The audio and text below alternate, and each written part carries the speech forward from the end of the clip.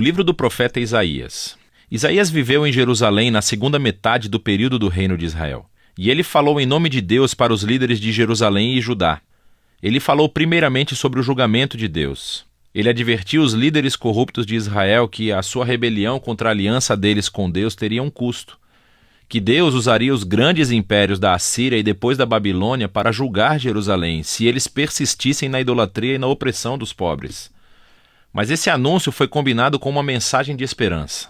Isaías acreditava profundamente que um dia Deus cumpriria todas as promessas da aliança, que ele enviaria um rei da linhagem de Davi para estabelecer o reino de Deus. Lembre-se de 2 Samuel 7, que ele iria liderar Israel em obediência a todas as leis da aliança feitas no Monte Sinai. Lembre-se do capítulo 19 de Êxodo. E tudo isso aconteceu para que a bênção e a salvação de Deus fluíssem para todas as nações, como Deus prometeu a Abraão em Gênesis, capítulo 12. E é essa esperança que compeliu Isaías a falar contra a corrupção e a idolatria de Israel. Agora, o livro tem um conceito literário bastante complexo, mas há uma maneira simples de ver como tudo se encaixa. Os capítulos de 1 a 39 contêm 3 seções grandes que desenvolvem o aviso de Isaías sobre o julgamento de Israel. E tudo isso culmina em um evento no final do capítulo 39, a queda de Jerusalém e o exílio do povo para a Babilônia. Mas nos capítulos 1 a 39, há também uma mensagem de esperança de que, após o exílio, as promessas da aliança de Deus seriam cumpridas. E os capítulos 40 a 66 retomam a promessa de esperança e a desenvolvem ainda mais. Nesse vídeo, vamos nos concentrar nos capítulos de 1 a 39. A primeira parte principal focaliza a visão de julgamento e esperança de Isaías para Jerusalém. E começa quando Isaías acusa os líderes da cidade de rebelião da aliança, idolatria, injustiça. E Deus diz que ele vai julgar a cidade, enviando as nações para conquistar Israel. Isaías diz que isso será como um fogo purificador, que queima tudo o que é inútil em Israel, a fim de criar uma nova Jerusalém, que é povoada por um remanescente que se arrependeu e se voltou para Deus. E Isaías diz que é quando o reino de Deus virá e todas as nações virão ao templo de Jerusalém e aprenderão a justiça de Deus, trazendo uma era de paz e harmonia universal. Agora, esse é o enredo básico do antigo julgamento purificador de Jerusalém na Nova Jerusalém. Isso será repetido várias vezes ao longo do livro, sendo preenchido com detalhes cada vez maiores. Assim, no centro dessa seção está a grande visão de Deus sentado em seu trono, no templo. E ele está cercado por essas criaturas celestiais que estão gritando que Deus é santo, santo, santo. Isaías percebe de repente o quão corrupto ele e o seu povo Israel são. E ele está certo de que ele será destruído pela santidade de Deus. Mas isso não acontece. A santidade de Deus, na forma desse carvão ardente, vem e o queima, mas não para destruir. Pelo contrário, ele o purifica do seu pecado. E à medida que Isaías pondera sobre essa experiência estranha, Deus o comissiona com uma tarefa muito difícil. Ele deve continuar anunciando esse julgamento vindouro. Mas como Israel chegou a um ponto sem retorno, as suas advertências terão um efeito paradoxal de endurecer o coração das pessoas. Mas Isaías deve confiar no plano de Deus. Israel será cortado como uma árvore, deixado como um toco no campo. E esse toco será chamuscado e queimado. Mas, depois de toda aquela queimação, Deus diz que esse toco fumegante é uma semente santa que sobreviverá no futuro. E é um pequeno sinal de esperança, mas quem ou o que é essa semente santa? O resto dessa sessão oferece uma resposta. Isaías confronta Acás, descendente de Davi e rei de Jerusalém, e anuncia a sua queda. Deus diz que é o grande império da Assíria que primeiro cortará Israel e devastará a terra. Mas há esperança. Por causa da promessa de Deus a Davi, ele enviará, após essa destruição, um novo rei chamado Emanuel, que significa Deus conosco. E o reino de Emanuel vai libertar o povo de Deus de impérios violentos e opressivos. E Isaías descreve esse rei vindouro como um pequeno broto de novo crescimento que emergirá do velho toco da família de Davi.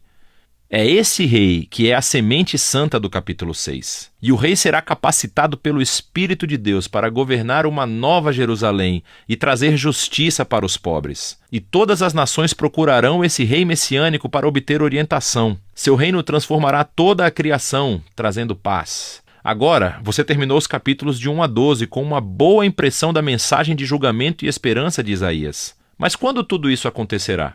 Isaías viu outro império surgindo após a Assíria. E essa é a Babilônia, que também atacaria Jerusalém e realmente conseguiria destruí-la. E isso nos leva às próximas sessões do livro. Então, primeiro temos uma grande coleção de poemas que exploram o julgamento e a esperança de Deus para as nações. Aprendemos, em primeiro lugar, sobre a queda da Babilônia e dos vizinhos de Israel. Isaías viu que o poder mundial da Síria seria um dia substituído pelo Império da Babilônia, uma nação ainda mais destrutiva e arrogante. E os reis da Babilônia alegavam que eram maiores que todos os outros deuses, e assim Deus prometeu derrubar a Babilônia. E não apenas a Babilônia. Isaías prossegue listando os vizinhos de Israel, acusando-os do mesmo tipo de orgulho e injustiça, e prevê a sua derradeira ruína. Mas lembre-se que, para Isaías, o julgamento de Deus nunca é a palavra final para Israel ou para as nações. E isso leva à próxima sessão, com uma série de poemas que contam uma história de duas cidades. Há a cidade arrogante, que se exaltou acima de Deus e se tornou corrupta e injusta. Essa cidade é um arquétipo da humanidade rebelde, e é descrita com uma linguagem emprestada das descrições anteriores de Isaías sobre Jerusalém, Assíria e Babilônia, todas juntas. Essa cidade está destinada à ruína, e um dia ela será substituída pela nova Jerusalém, onde Deus reina sobre uma humanidade redimida de todas as nações, e não há mais morte ou sofrimento. Esses capítulos são o clímax dessa sessão e mostram como a mensagem de Isaías apontava para muito além do seu próprio dia. Foi uma mensagem para todos os que estão esperando por Deus para trazer a sua justiça sobre reinos violentos e opressivos, e trazer seu reino de justiça e paz e cura em amor. A sessão seguinte retorna o foco para a ascensão e queda de Jerusalém. E primeiro, encontramos um monte de poemas onde Isaías acusa os líderes de Jerusalém de se voltarem para o Egito em busca de proteção militar contra a Síria. Ele sabe que isso vai sair pela culatra, e Isaías diz que somente a confiança em seu Deus e o arrependimento podem salvar Israel agora, o que é ilustrado pela seguinte história sobre a ascensão de Ezequias, o rei de Jerusalém. Assim como Isaías previu, os exércitos assírios vêm e tentam atacar a cidade. E então Ezequias se humilha diante de Deus e ora pela libertação divina, e a cidade é miraculosamente salva da noite para o dia. Mas a ascensão de Ezequias é imediatamente seguida pela sua queda. Então ele hospeda uma delegação da Babilônia e tenta impressioná-los mostrando tudo no tesouro e no templo e os palácios de Jerusalém. É claramente um esforço para fazer outra aliança política para obter sua proteção. Isaías ouve sobre isso e ele confronta Ezequias por sua loucura. E ele prevê que esse aliado um dia o trairá e retornará como inimigo para conquistar Jerusalém. E sabemos em 2 Reis, capítulos 24 e 25, que Isaías estava certo. Mais de 100 anos depois, a Babilônia se voltaria contra Jerusalém, viria e destruiria a cidade, seu templo, e levaria os israelitas para o exílio na Babilônia. E assim, todas as advertências de Isaías sobre o julgamento divino dos capítulos de 1 a 39 levam a esse momento. Ele mostrou ser um verdadeiro profeta, porque tudo aconteceu como ele disse. Mas lembre-se, o propósito do julgamento de Deus era purificar Jerusalém e trazer a semente santa e o reino messiânico sobre todas as nações. E é essa a esperança que é explorada na próxima parte do livro. Mas por enquanto, é disso que se tratam os capítulos de 1 a 39 de Isaías.